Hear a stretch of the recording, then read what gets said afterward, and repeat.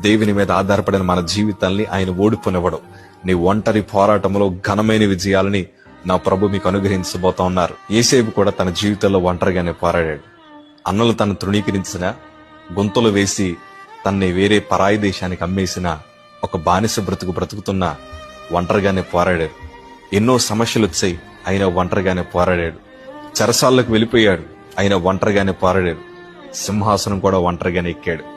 దేవుడు అన్ని శ్రమల మధ్యన నడిపించినా గాని ఆ ఒంటరిగా ఉండేవారిని నా ప్రభు విడిచిపెట్టలేదయ్యా. ఎందుకంటే నా ప్రభుకు తెలుసు ఆ ఎన్నిక లేని వారిని ఎక్కడ కూర్చోబెట్టాలో. నా ప్రభుకు తెలుసు ఒంటరిగా పోరాడుతున్న వారికి ఎట్లాంటి విజయాలు ఇవ్వాలో. ఈ రోజు నీ పక్షాన్ని ఎవ్వరూ లేరనుకొద్దయ్యా, ప్రభు ఉన్నాడన్న సంగతి మర్చిపోద్దు. ఈ రోజు ఎవరూ నీ వెనకాల నిలబడలేదని బాధపడద్దయ్యా, ఆయన నీ ముందర నడుస్తున్నాడన్న సంగతి మర్చిపోద్దు. దేవుడు నీ ఒంటరి పోరాటంలో విజయాన్ని దయచేయబోతున్నారు. God bless you.